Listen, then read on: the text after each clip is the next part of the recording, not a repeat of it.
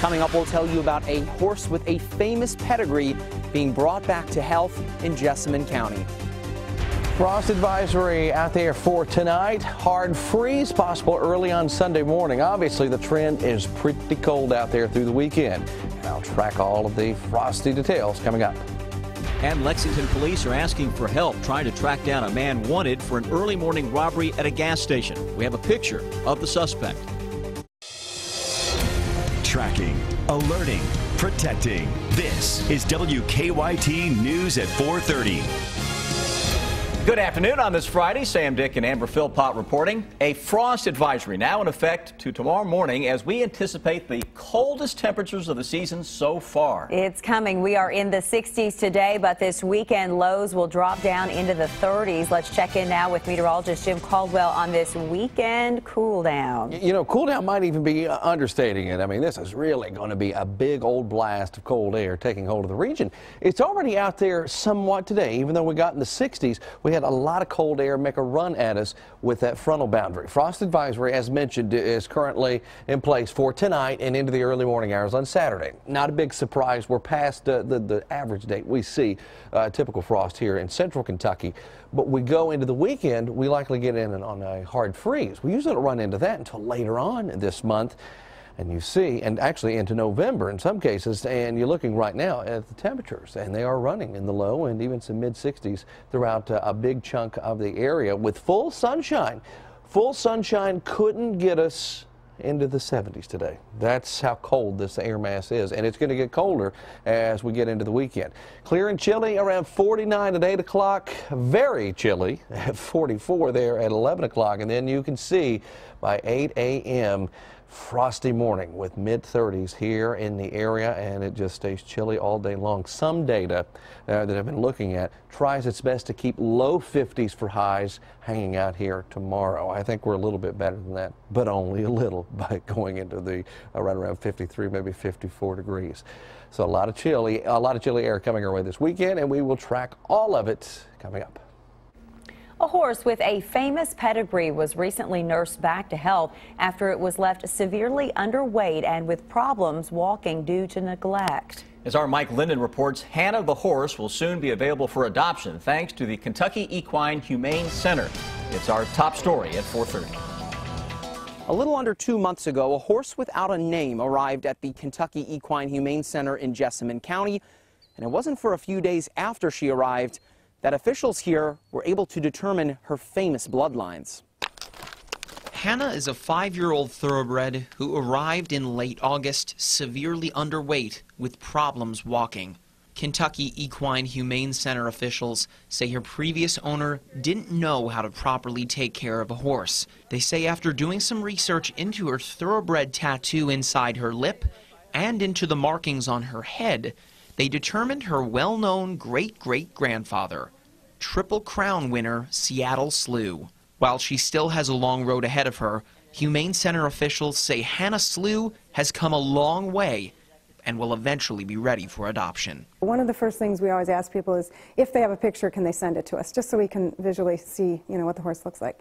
So as soon as we saw Hannah, we took her the very next day. Gustin says in 4 to 6 months' time, Hannah will be up for adoption. In Jessamine County, Mike Linden, WKYT. And talk about some great bloodlines there. And again, Gustin says in 4 to 6 months, Hannah will be up for adoption. Police are investigating a double murder in Louisville this afternoon. 2 people were reportedly shot and killed, and another person was injured at a home on Northwestern Parkway about 6 this morning. Police have not said what led up to that shooting. The names and ages of the victims have not yet been released. Lexington police are still trying to track down a man wanted for an early morning robbery. It happened around 5 at the Speedway located at the corner of South Broadway and Angliana Avenue. Police tell us the man came into the gas station with a knife and demanded money for the clerk. The man grabbed the money and then ran off. Police released this surveillance photo of the man. They say he appears to be in his 30s with a thin build. He was last seen wearing a black hoodie with dark pants. A juvenile is facing charges in connection to a threatening message found inside a Kentucky high school. The note, which reportedly said that the school was going to blow up, was found in the bathroom at Bullitt Central High School Wednesday. Classes were not canceled because of the threat.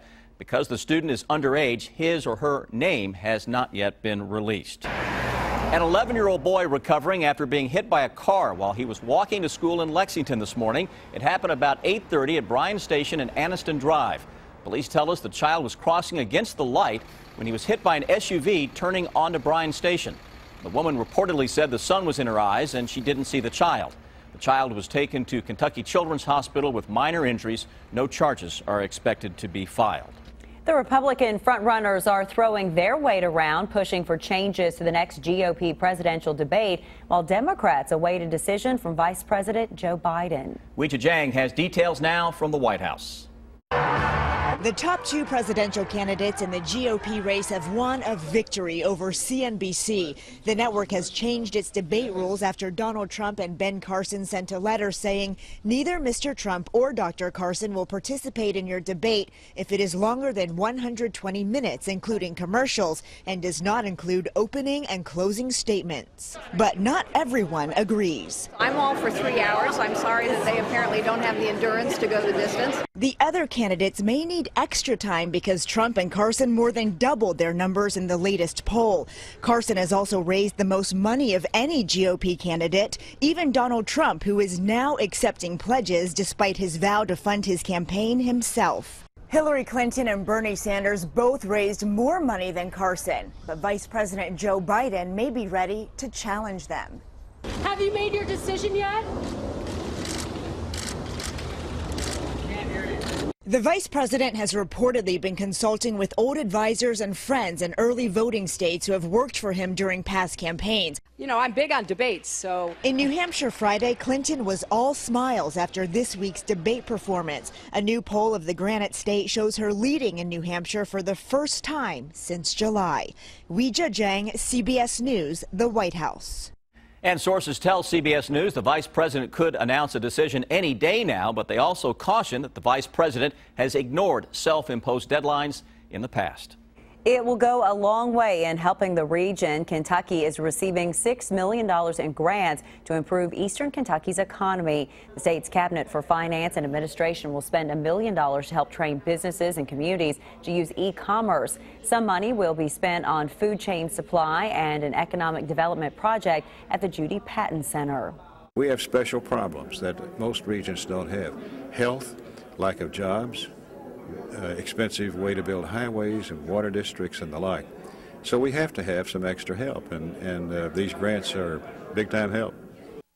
The grants come as construction begins on a 3,400-mile network of fiber optic cables throughout the state.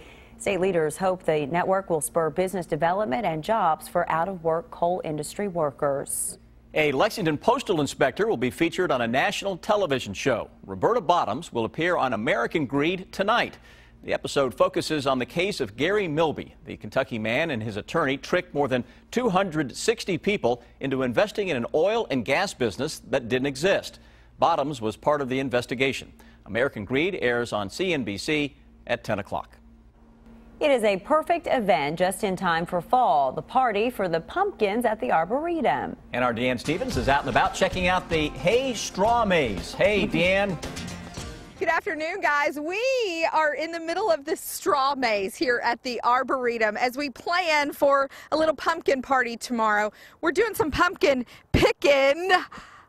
Little Miss Pumpkin, is that what we call you? Right. Emma is with us, and Emma, come on, let's bring our pumpkins over this way, see if we can make it through this maze. Emma, you guys are planning a big party for the pumpkins tomorrow. That's right. We have all kinds of fun events. We're going to have music from the UK Brass Band and Pause and Listen. We're going to have pumpkins on display in a dark tent that are all lit up. UK students have been busy decorating pumpkins and carving them. It's going to be great. And you have a lot of different activities like this straw maze, which, by the way, we had just a little bit of difficulty getting back in here. I hope we can make it out. We might just crawl over the straw, I think. This is a lot of fun for the kids. Yeah, we are going to have a great time.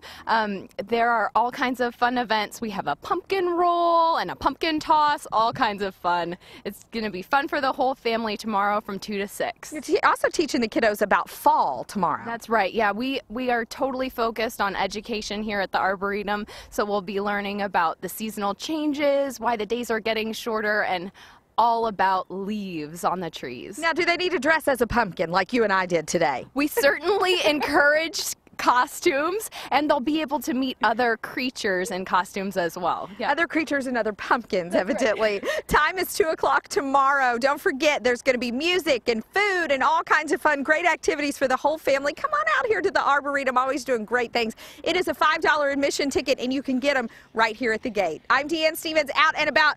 Party for the pumpkins tomorrow. Back to you guys. And she may still be there. She may still be stuck in the maze. Just dress warm if you're going. That's right. Brie Larson opening up about her performance in Room, and John Stamos heads back to court. Terry Okita has your eye on entertainment.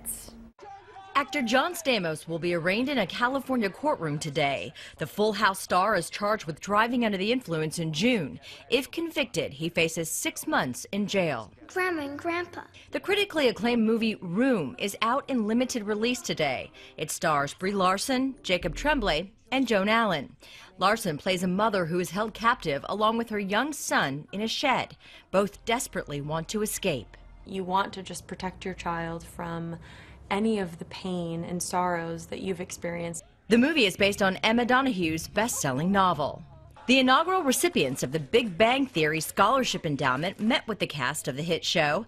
$4 million will help 20 UCLA undergraduates majoring in science, technology, engineering, and mathematics. The Big Bang Theory airs right here on CBS. The musical movie My Fair Lady is returning to the big screen. The classic film starring Rex Harrison and Audrey Hepburn is being re-released to commemorate its 50th anniversary. Marni Nixon recorded songs with Hepburn for the movie. As she was perceived in real life, she was very thoughtful, very careful, very precise. My Fair Lady hits theaters Sunday. That's your Eye on Entertainment. Terry Okita for CBS News, Los Angeles. A classic there. Dolly Parton is clearing the air about a recent health scare. The country music legend posting a statement to her website denying tabloid claims that she had been diagnosed with stomach cancer.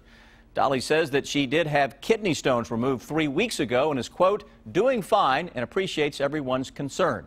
She added that she's going back to work at Dollywood filming her new TV movie, Coat of Many Colors, based on her upbringing and biographical song. The movie is set to come out in December. There is a lot going on these fall weekends, and this is a true weekend where you're going to need that coat, jacket, maybe even some gloves. That's what it sounds like. We got Keeneland this weekend, of course, Jim. All kinds of things going on outside, outside things. And I've got things to share with you. I've got a frost. I've got a freeze. I've got all those things coming at you. So you've got all of those type activities outside. And the last thing you want is have to deal with temperatures like this. But we will have it, it looks like. Right now, it's about as comfortable as it gets for us, at least over the next 48 hours or so, with temperatures now in the low and mid 60s showing up throughout most of the area. Now, as we advance into the weekend, it's going to get even worse. And for you folks heading out tonight for high school football action, it's not very comfortable at all. It is in the regards to football kind of weather, because you're talking mostly clear, 54 kickoff, second half. It really turns chilly, though, with the temperatures kind of hovering there in the upper 40s. So certainly pretty chilly as we move forward through the evening. Overnight, the frost potential settles in. Of course, we'll be tracking that throughout the rest of your evening right here on WKYT. There's a collision outbound North Broadway at New Circle. It's a non-injury that has one lane blocked just before the intersection. Now, Russell Cave in the Circle looks okay. Just slow traffic on the outer loop approaching Russell Cave. Of course, Keeneland traffic today in and outbound Versailles Road with delays 15 to 20 minutes approaching Man-O-War on Versailles Road. So they work the button to get through that. Now back to you in the studio. To become a WKYT Live driver, download the Waze app. Go to WKYT.com. Under the News tab, click on Traffic for more information. A new job for Santa, hitching a ride with a polar bear and a tweeting chicken. It's the video that will have you talking. Take a look at this. So just when you thought delivering presents to millions of people around the world all in one night was a job in and of itself, well, it turns out that's not the case for Santa. Mr. Claus officially has another job on his hands. The soft white bearded man has been elected as a city councilman, now serving a 3-year term on the North Pole Alaska City Council. According to election results released earlier this week, Santa Claus will be serving a community of about 2,000 people located southeast of Fairbanks. My naughty and nice list is fairly comprehensive. The elves update it all the time, and I have my own personal opinions on others' behavior. Not that mine is perfect either, but particularly in politics, I find it kind of tempting to categorize people and sort of place them on one list or another. Perhaps not publicly, but I have my own opinions, as everyone does. Well, he does look the part, doesn't he? Mr. Claus officially takes office on October 26th. Well, some migrant workers were apparently so excited about a brighter future in the UK that they almost hitched a ride with a polar bear. The group was caught on tape breaking into the back of a box truck in France. To their surprise, they found a bear inside sitting in his cage. Authorities say 3 of the men jumped in, but one man decided it wasn't worth it and got out. The ride didn't last long as police caught them about 10 minutes later and arrested them. The polar bear inside was on his way from a Russian zoo to the Yorkshire Wildlife Park in England. The bear arrived safely and is now settling into his new home. That would chase you away. Yeah. Tweeting is time-consuming, constantly pecking away at that keyboard, waiting for ideas to hatch. And that's why an Australian restaurant chicken treat may be genius. They're letting a chicken run their Twitter account. This is Betty, and here are some of her tweets so far. The company says it's going for a Guinness World Record, and Betty is in charge until she types a proper 5-letter English word. The closest she has come so far is the word bum. I think she might get it. Should we employ her here at WKYT for the news department? I would. I can't keep up with mine most days. Better than me. Absolutely. All right, stick with us here on this Friday afternoon. Here's what we're working on for you at 5 o'clock.